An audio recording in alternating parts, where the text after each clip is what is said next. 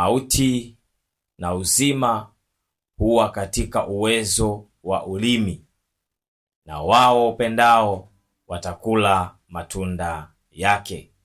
Mithali sura ya 18 aya ya 21. Shalom shalom. Bwana Yesu asifiwe. Tumsifu Yesu Kristo. Ndugu yetu ambaye umekuwa ni mfuatiliaji mzuri kabisa wa vipindi mbalimbali ambavyo vinaandaliwa na kurushwa hapa kwenye channel yetu ya Mikono ya Kristo hapa YouTube, pamoja na kwenye mitandao ya kijamii Instagram, Facebook pamoja na TikTok, na kwenye channel yetu ya WhatsApp kwa jina hilo hilo la Mikono ya Kristo. Mungu akubariki sana kwa kuwa umekuwa mstari wa mbele kufuatilia mafundisho ya neno la Mungu, ambayo kimsingi kabisa tunasema kauli mbiu yetu Mikono ya Kristo kwa neno la maarifa. Lengo letu sisi ni kukufundisha maarifa ya kimungu zaidi, kwa sababu watu wengi wanampenda Mungu, watu wengi wanamfuata Mungu. Ndio maana utaona makanisani watu ni wengi sana, lakini watu wao wanaokwenda makanisani kwenye mikutano ya Injili, kwenye semina za kiroho, ndio watu hao ambao matatizo yaishi. Lakini ukija kuchunguza ni kwamba wanampenda Mungu, wanamfuatilia Mungu vizuri, lakini kuna mahali maarifa yanakosekana. Na maarifa yanamsaidia sana mwanadamu kufanya mambo makubwa katika ulimwengu huu. Ukilijua neno, utajua maarifa. Ukiyajua maarifa, utatenda matendo makubwa. Mungu wetu ni Mungu wa kanuni, wala sio Mungu wa mazoea. Sio kwa sababu unaomba sana kila kitu kitatokea. Sio kwa sababu unaenda sana kanisani kila kitu kitatokea. Sio kwa sababu unamcha sana Mungu kila kitu kitatokea. Hapana. Kuna vitu ukivifanya lazima uwe na maarifa. Unamcha Mungu kwa kiwango gani na kwa maarifa yapi? Unaenda kanisani kwa namna gani? Unatumia maarifa gani unapata kanisani katika maisha yako kila siku? Maarifa ni kitu muhimu sana. Maarifa ni kitu cha muhimu sana. Kuna neno moja nitakutafutia hapa uone jinsi gani Mungu anasema kwa habari ya maarifa.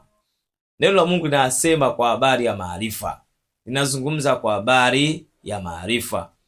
Warumi sura ya 10 aya ya 2. Ukisoma kitabu cha Warumi sura ya 10 aya ya 2 inasema hivi: kwa maana na washuhudia kwamba wanajuhudi kwa ajili ya Mungu, lakini si katika maarifa. Unaona, Paulo anawaambia Warumi vizuri. Hawa watu wanazo juhudi kwa ajili ya Mungu. Wanajuhudi. Juhudi ni pamoja na kila Jumapili, kila Jumamosi wanaosali kwenye ibada. Sijui umejipangia lini mnakwenda kwenye ibada. Kila siku kwenye ibada, kwenye maombi, kwenye mikutano ya Injili, kwenye semina, mafundisho mbalimbali. Una juhudi. Kweli tunaona juhudi unazo, lakini wewe huoni kama ufanikiwi? Haufanikiwi kwa sababu gani? Maarifa hauna, kwamba maombi au uliyopata yanaombwaga namna hii, kanuni yake ni hii, njia yake ni hii. Ndio maana tunasema maarifa ni muhimu sana. Unapolitafuta neno la Mungu, usisahau kuyatafuta maarifa. Ndio kitu ambacho kitakusaidia kwenda mbali sana kupitia kumtafuta Mungu, ambako unajitahidi sana lakini unashindwa kufikia hatua zile ambazo unazikusudia. Maarifa yatakusaidia sana. Sasa leo nataka kuwakumbusha jambo moja. Kwa kuambia tu kwamba usihamie kwenye nyumba bila kufanya mambo kadhaa kwenye hiyo nyumba yako. Usihamie kwenye nyumba bila kuyafanya haya ambayo nakwenda kukufundisha. Ni maarifa, nakupa maarifa tu. Na vitu hivi vipo. Haya nataka kufundisha hapa yapo. Ila tu ni vitu ambavyo huwezi kufisikia mara kwa mara. Lazima utafute. Unasema taarifa inatafutwa. Mtu anaitafuta taarifa. Taarifa haimtafuti mtu. Kwa hiyo ndio maana unapokuwa unafuatilia mafundisho kama haya, utajikuta wewe umefuatilia taarifa, halafu unajifunza ama unakwenda kujifunza mambo mengi sana kupitia taarifa kama hizi. Sasa watu wengi wanajenga nyumba. Watu wengi wanahama kutoka mji mmoja kwenda mji mwingine. Tena wao ni wengi zaidi kuliko wanahamia kwa nyumba zao. Watu wengi wanahama nyumba za kupanga. Unatoka nyumba hii unakwenda nyumba hii. Unatoka mtaa huu unakwenda mtaa huu. Unatoka mkoa huu unakwenda mkoa huu. Unahama nyumba. unahama nyumba, unakwenda kwenye nyumba nyingine. Wafanya kazi wa serikali mnahamishwa, unatoka eneo lako la kazi A unakwenda eneo B, umetoka eneo B unakwenda eneo C. Movement za namna hiyo. Lakini watu wanahama tu, kuhama sawa. Lakini watu wanakwenda wanaingia tu kwenye hizo nyumba. Unaenda kwenye nyumba ambayo umepangiwa, unafagia, una deki, kama kulikuwa kuna rangi, una repair rangi, safisha vizuri, vyoo, mmemaliza. Hatari sana. Kuna vitu vingi sana ambavyo tunaweza kuviepuka katika maisha yetu. Yaani vinaweza vikawa havitokei kabisa katika maisha yetu. Yaani tunaweza tukawa tupati mabalaa fulani kwa sababu ya kuelewa tu maarifa na kwenda kuambia mahali hapa. Na kitabu cha Mithali kinasema, ule mstari wa juu nimeupenda zaidi. Mauti na uzima huwa katika uwezo wa ulimi. Katika uwezo wa ulimi. Unajua kisu kikiwa jikoni kwako unaweza kukatia kitunguu, unaweza kukatia nyanya, unaweza kukatia fenesi, unaweza kukatia mkate, unaweza ukakatia hata gunia, unaweza kukatia hata godoro, unaweza kwenda kukatia miwa, unaweza kukatia matunda, unakatia chochote, ni kisu. Kwa nini ndakuambia hili? Neno hili unaliona kabisa Mithali sura ya 18 aya 21. Linaweza kufanya kazi zaidi ya mara 10,000. Linaweza kuwa na mafundisho zaidi ya 10,000. Itategemea tu linatumika wapi. Kwa hiyo usifikirie neno moja linafanya kazi sehemu moja tu. Hapa kimezungumzwa kinaitwa ulimi. Ulimi wako umetamka mambo mangapi? Kwa kila unalolitamka lina nguvu. Kila unalonena lina nguvu. Sasa kwa nini leo nakwambia usihamie kwenye nyumba bila kufanya haya? Alafu nimesoma aya hii. Nimekusomea kitabu cha Mithali, hiyo sura ya 18 aya 21. Kwa nini? Kwa sababu moja. Mwanadamu ametawaliwa na madhabahu. Mwanadamu anatawaliwa na madhabahu. Yaani mwanadamu anaishi kupitia madhabahu. Yaani mwanadamu anaishi kiroho. Utaishije kiroho bila kuwa na madhabahu ambayo inakusaidia, unaiabudu afu inakuadaptisha nguvu, inakupa nguvu. Nguvu ya mwanadamu inatoka kwenye madhabahu. Mkristo yoyote, madhabahu ya kwanza ni mwili wake. Tunasema mwili wako ni hekalu la Roho Mtakatifu, ni madhabahu tayari hiyo. Unaona? Kwa hiyo mwanadamu anatembea na madhabahu, unayo mwenyewe. Kwa sababu Roho Mtakatifu ni ofisi yake, ndio madhabahu hiyo unatembea nayo. Ndio maana kila wakati tunaaswa ya kwamba tuwe wasafi, tuishi maisha ya utakatifu kwa sababu Roho Mtakatifu anaishi ndani yetu. Tumempokea katika ubatizo. Lakini pia mwanadamu anaweza kujitengenezea madhabahu nyingine. Kwa mfano, kuna watu ndani ya nyumba zao wamejenga makanisa madogo, wana vyumba vya kuabudia ama wana sehemu maalum ya kuabudia. Ile ni madhabahu. Madhabahu sio vitu. Madhabahu ni wewe unapotamka unasema nimejenga madhabahu. Bwana, nimejenga madhabahu mahali hapa nitakuabudu hata kama hakuna kitu. Kwa hiyo inawezekana una tabia wewe mtu wa Mungu kwamba kila unapotaka kuomba unaenda kwenye madhabahu yako, sehemu ambayo umejipangia, iwe kwenye kona ya nyumba, iwe nyuma ya mlango, mazingira ambayo yanakubana labda. Lakini mwingine anayo nyumba kubwa, anatenga nyumba katika nyumba anatenga chumba fulani cha kuabudia, amekitenga hata kama hakina kitu. Sasa mwingine atakipamba kadiri anavyoona inapendeza. Ataweka vyote ambavyo vinapendeza, kama ni maua, kama ni meza, kama vitabu kwa ajili ya kusoma na kujifunza. Ataweka vitu mbalimbali. Kama ataweka mishumaa, ameamua kuweka vitu zaidi, lakini ni madhabahu. Hiyo ni nyumba, ukumbuke. Kwa hiyo madhabahu uliiweka kwa kinywa chako. Naanza na wewe mtu wa Mungu.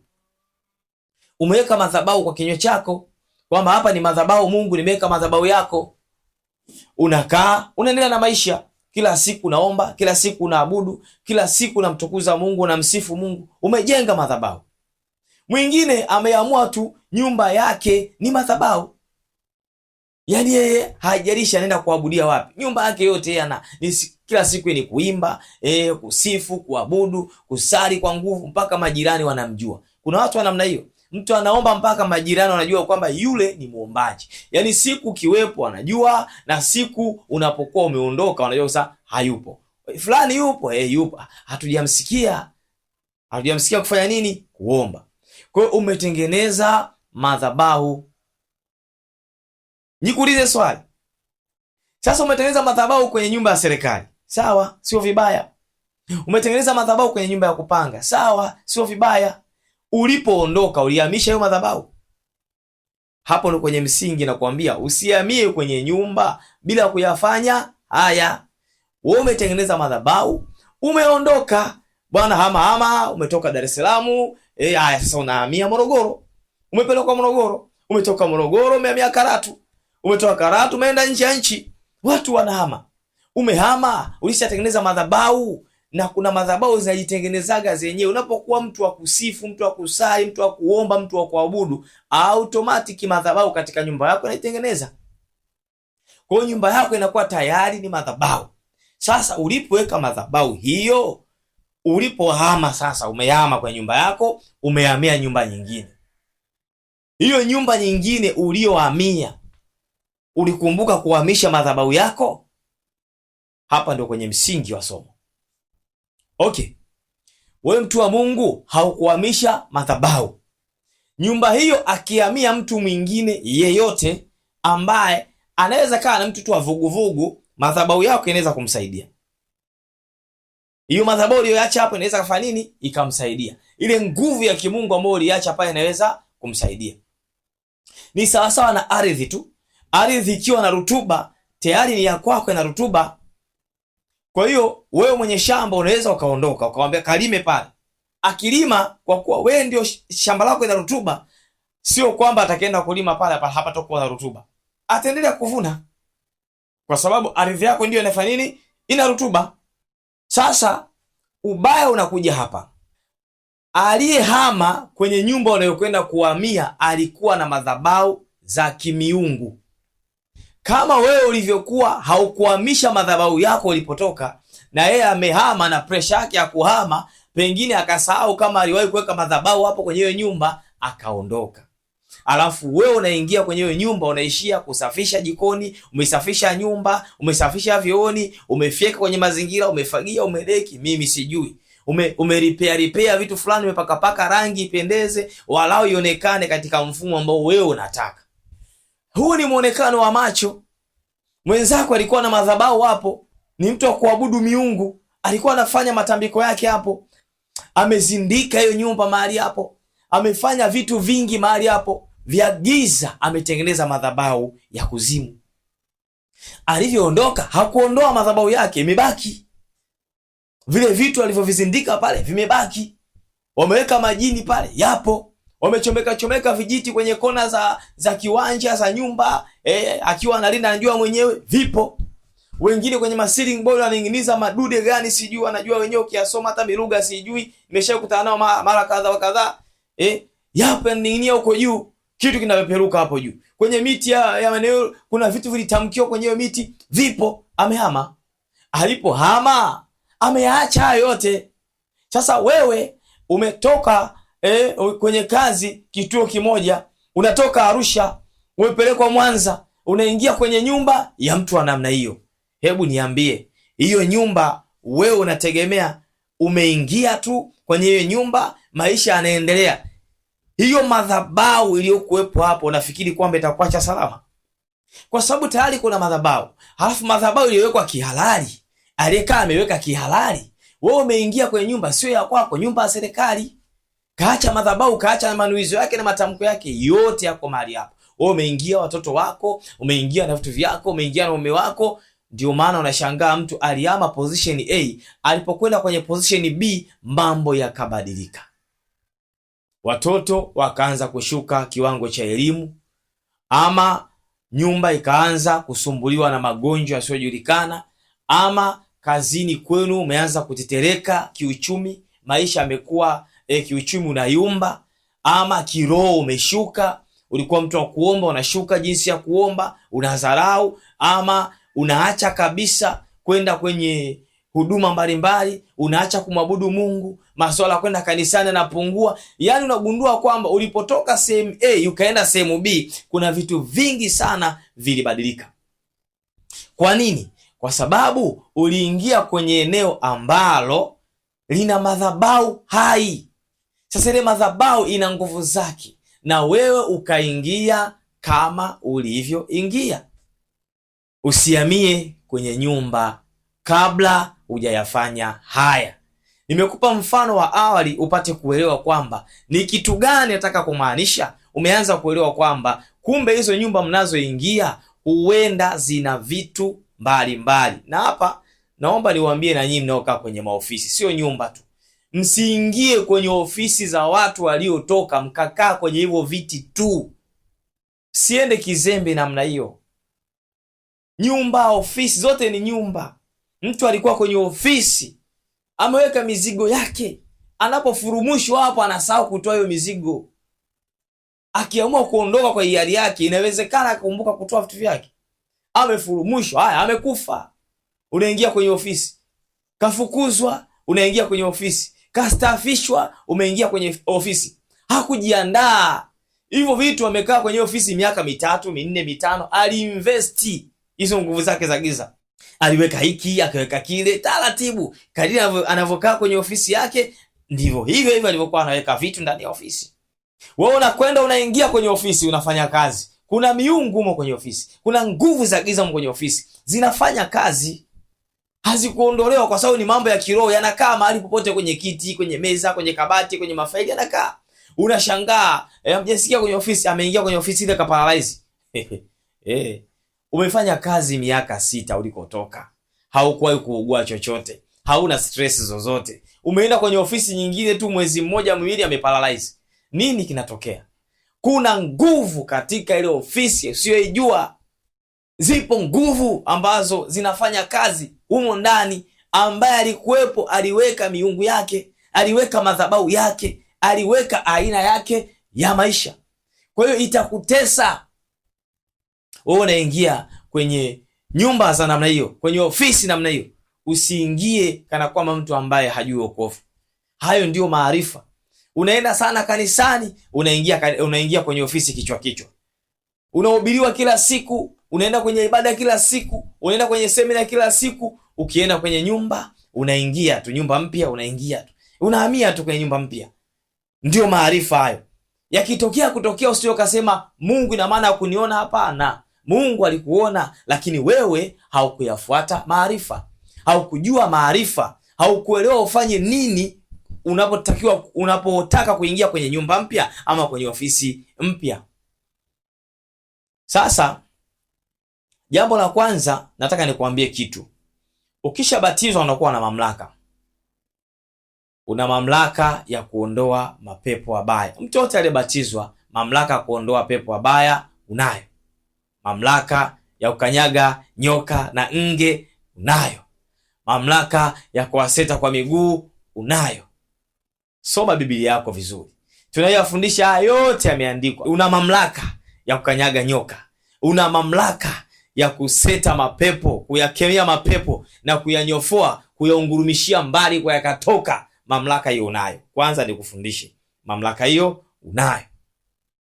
Lakini pia kuna maarifa ambayo kibibilia yapo na mmeshasikia sana mitaani huku. Lakini kibibilia yapo. Nimeanza kukuambia mamlaka ulionao ulibatizwa, lakini nakupa maarifa mengine. Maarifa haya yanaweza kuhusiana na chumvi.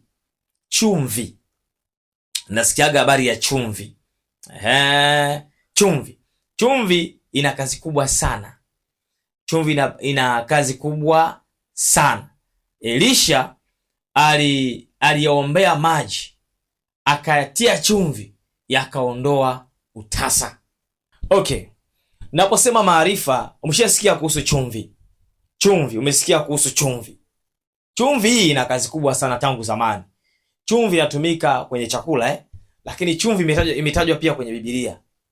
Anasema chumvi ikiisha ladha itafaa nini? Lakini pia tunamuona Elisha akiwa amelalamikiwa. Ngoja nikusomee kitabu cha Wafalme wa Pili sura ya 2 aya 19, 20 na 21. Inasema hivi: watu wa mjini wakamwambia Elisha, angalia, twakusihi, mahali pa mji huu ni pazuri kama bwana wangu aonavyo. Wanapasifu mahali hapo ni pazuri, lakini maji yake hayafai na nchi huzaa mapoza. Wana yalalamikia maji hayafai na nchi inazaa mapoza. maana yake ni nini? Mimba zinaharibika. Maana yake ni nini? Magonjwa hayakauki. Maana yake unapokunywa maji yanazalisha vitu ambavyo ni mapooza. Mapooza maana yake hakuna maendeleo. Mapooza maana yake kila kitu kinasimama, yaani kila unachojaribu kukifanya hakifanikiwi. Huko ndiko kuzaa mapooza. Elisha akasema hivi, akasema nini? Sikiliza kwa makini. Akasema, nileteeni chombo kipya. Kaanzia hapo, mtie chumvi ndani yake. Wakamletea. Kwanza, chombo kipya ni ishara ya mwanzo mpya. Na wewe nyumba mpya ni ishara ya mwanzo mpya, si ndio? Alafu wakamletea chombo kipya kilichokuwa na chumvi. Aya 21, akatoka akaenda mpaka chemchemi ya maji, akatupa ile chumvi humo ndani, akasema, Bwana asema hivi, nimeyaponya maji haya, hakutotoka huko tena kufa wala kuzaa mapooza. Aya 22 na kuongezea, hivyo yale maji yakapona hata leo, sawasawa na neno la Elisha alilolinena. Maarifa. Wewe kujua hii kama kwenye Biblia ipo, labda mwingine ajui. Wengine wanajua, wataalamu wanajua. Yaani wataalamu wa Biblia, wasomaji wa Biblia wanajua. Sasa kuna mahusiano gani ya Elisha kuchukua chumvi kutia kwenye maji halafu maji yanatakasika? Sasa nataka nikupe maarifa.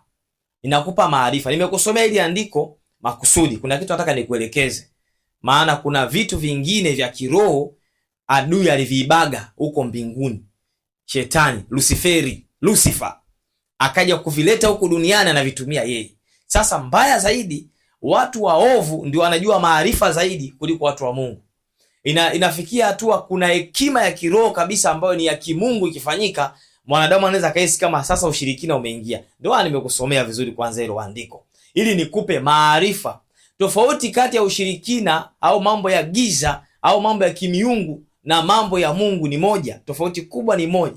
Chochote ambacho kinachofanyika upande wa Bwana wa majeshi, Mungu wa mbinguni, Bwana wa vita, Bwana wa mabwana, ni kwamba tunatamka kwa jina la Yesu.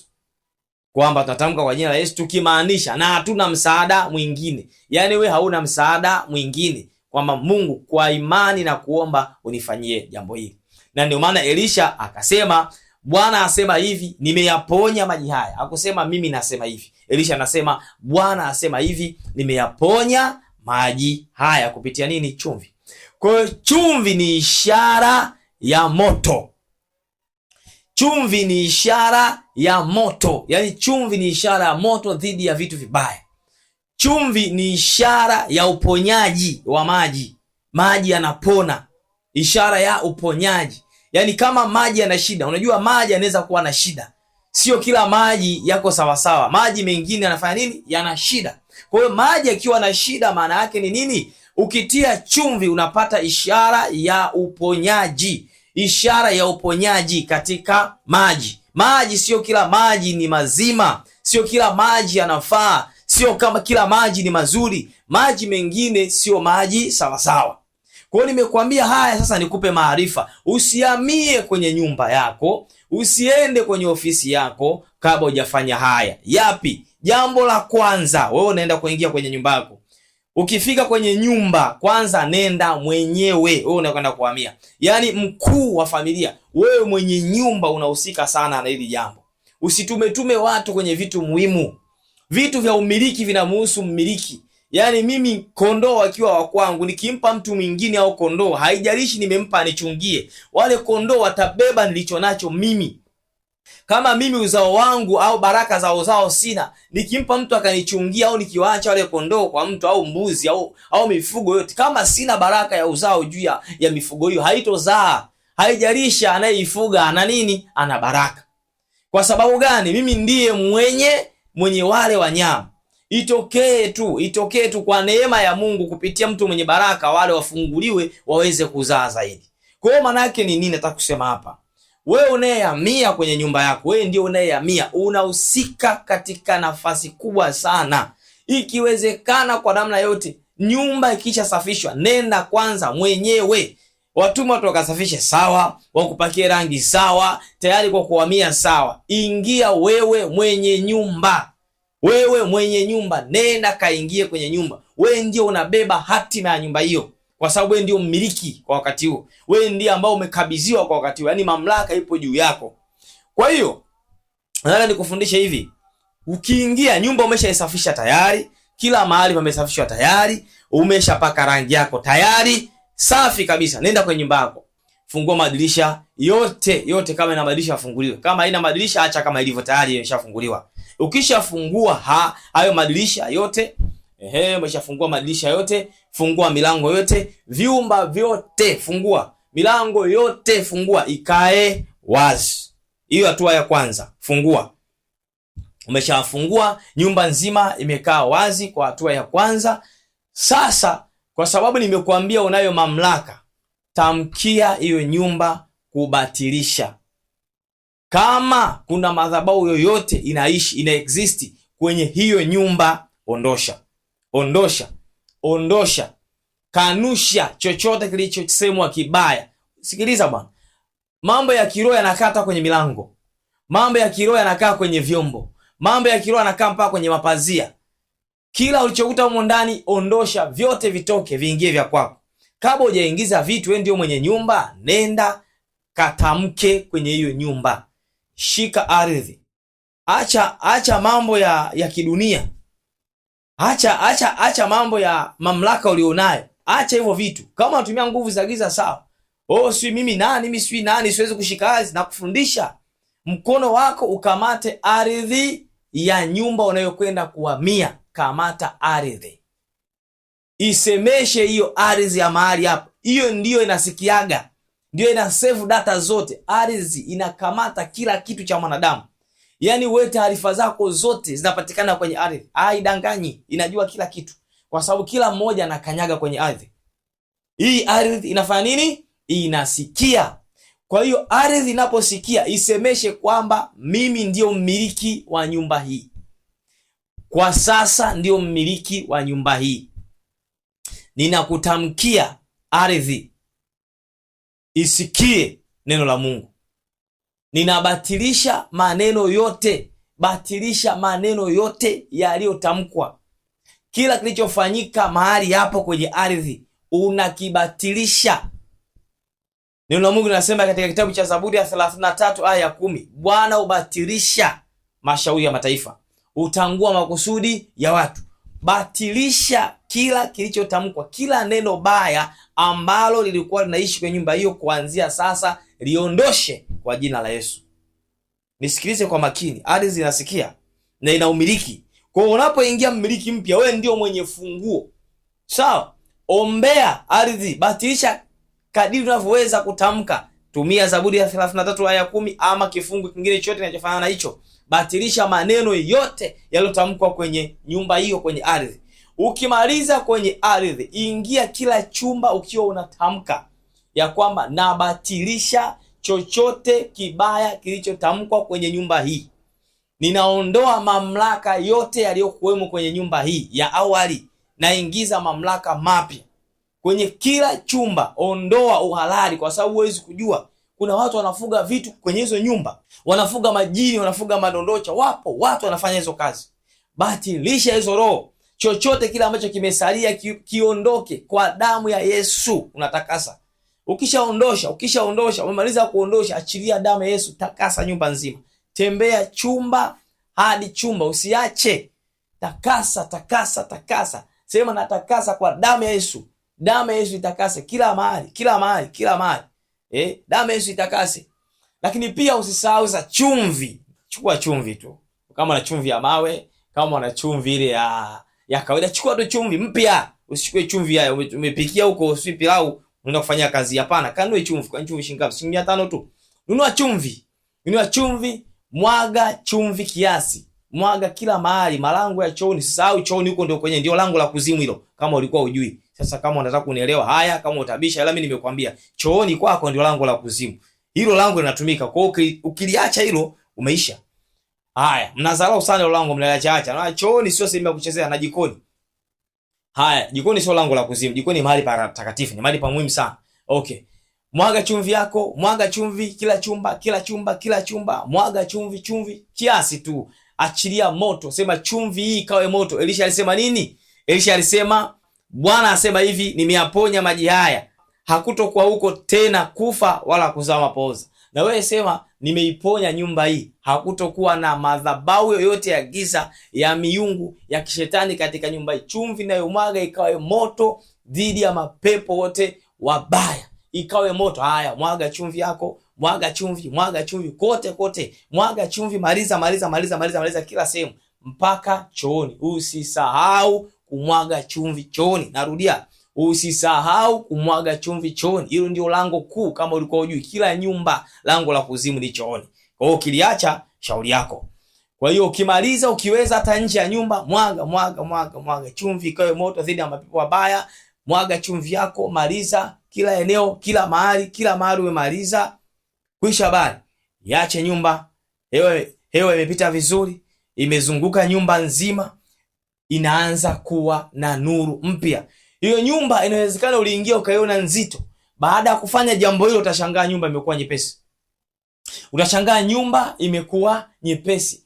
Vitu vyote viovu vilivyochimbiwa humo. Kuna watu wanachimbia vitu kwenye nyumba, ndani ya nyumba wanachimbia, vioni, wanachimbia humo, wanatoboa sakafu, wanachomeka vitu humo, alafu wanasakafia. Uoni? Sasa utajuaje vitu vya namna hiyo? Lakini ukishamwaga chumvi, ukashia damu ya Yesu, umeshatamka, hivyo vitu vyote vinaondoka automatic na unakuwa salama. Kwa kanuni hiyo ambayo nimekufundisha, wewe unaingia kwenye ofisi yako, fanya kitu cha namna hiyo. Usipuuze. Narudia tena, usipuuze. Hasa nyinyi ambao mnafanya kazi kwenye madaraka, ofisi yenye madaraka makubwa, nyie ndio mpo hatarini zaidi. Unaingia kwenye ofisi kichwa. Watu wa giza wananielewa vizuri sana. Yaani watu ambao wao kidogo ni kwa waganga, nafikiri wananielewa vizuri sana. Hakuna mtu anafanya kazi kwa kutumia nguvu za giza asifanye application ambayo inatoka kwa mganga. Asiapply kitu ambacho kinatoka kwa mganga, huyo hayupo. Ataingia ofisini kimya, atafanya mambo yake, tena ikiwezekana atamleta hata mganga. Hata hizi nyumba zinapokuwa zinahamia watu ambao wanafanya nguvu za giza, yani ahamii kwenye nyumba bila lazima amlete mganga. Watachinja kuku hapo, watachinja mbuzi, mimi sijui, watapiga dua, si vitu gani mimi sijui. Watafanya kazi zao, mimi sijui. Watafanya vitu vyao vya kiganga.